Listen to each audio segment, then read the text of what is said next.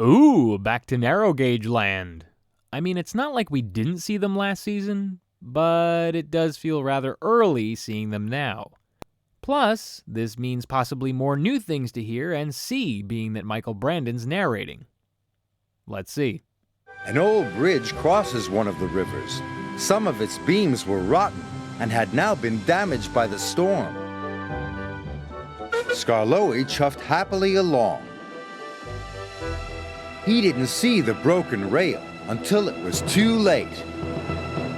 You know, I can't help but wonder, if an old iron bridge was dangerous in Season 5, what smarty pants approved of a wooden one?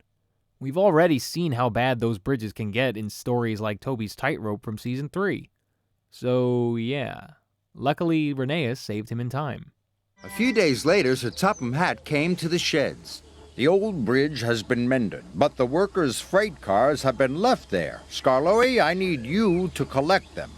Yes, sir, chuffed Skarloey. He didn't want to go on the bridge again. Yeah, I could see why, since it was recent. Although I wouldn't completely expect that from Skarloey. After all, he was the one who popped a piston and wanted to keep going anyway. Then again, everyone's fears are different, I guess. Come on, Skarloey, called his driver. The bridge is safe now. But Skarloey wouldn't cross the bridge. And he and his driver went home instead. Okay, so is anyone going to do it then? Since Skarloey the wuss can't do it. Maybe old Bumbleduncan can give the guys a hand. That is his cab after all. Nope. Turns out Rheneas was forced to take over. I'd like to know where the rest of the narrow gaugers are, though. Top Hat needed to talk some sense into Skarloey. Sir Topham Hatt came to see Skarloey.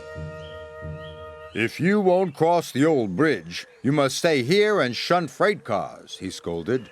I can't have engines that won't do as they're told. Sorry, sir, said Skarloey sadly. Is that really what scolded sounds like? Sounds a little more passive-aggressive if you ask me. And as for Skarloey, Brandon is making him sound really wimpy. My goodness. He went from an engine who the coaches feared, and now he clams up when it's time to cross a bridge. Oh, the shame of it, as Gordon would say. However, he would have the chance to redeem himself when Rheneas ended up stalling on the bridge. Rheneas has broken down. We must go help him, said Skarloey bravely. He set off immediately. Skarloey was scared, but determined.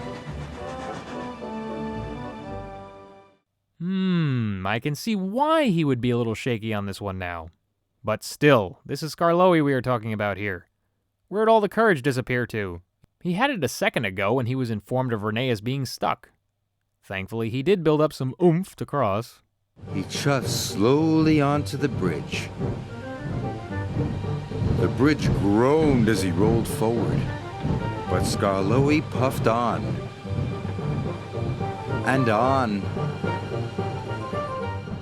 And that was further than he had gotten before. So far that he was able to make it to Rheneas and finally took everyone back with him. About time. No, but really, it's good that he overcame his brief fear. If anything, Rheneas was even more grateful for that very reason, and that he was no longer hung up on the bridge. Thank you, said Rheneas. You were very brave to help me. Skarloey is no longer afraid of the bridge. And he loves his journeys more than ever. Back to status quo, then. For Skarloey's arc, that is. There's a ton of other things, though, that have changed in more ways than one. An audible part was hearing Brandon voice Rheneas. Was that really like a stuffy nose? Like a cold? I actually think that makes Fergus's voice more tolerable. As for Skarloey, I get that after having a traumatizing moment, like almost falling off a bridge, one would want to avoid it. However, that doesn't mean completely doing nothing.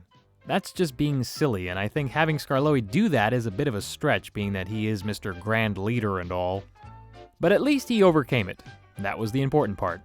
Music again has changed. I realized after going through this, the Skarloey Railway theme did not surface at all. And then I remembered, O'Donnell and Campbell aren't doing this. While Welk and Hartshorn's music is adequate for the scenes, There wasn't much to, let's say, put a trademark on. So far, the only theme that has come across memorable was Emily's. Come on, guys, I know you got something up your sleeves. Locations were rather refreshing, though. While viewers get to see Rheneas' viaduct and Skarloey's bridge again, we also get to see the old trestle bridge, where Skarloey got his phobia from, and even better was the valley view, which sort of resembles the picnic lake area from Season 4. Oh, and of course, let's not forget Sodor Castle, which apparently has suffered a meltdown because that mountain behind it is missing. As I said back in Thomas and Gordon of Season 1, plate tectonics, I guess. Next episode is Edward's Brass Band. Thanks for watching.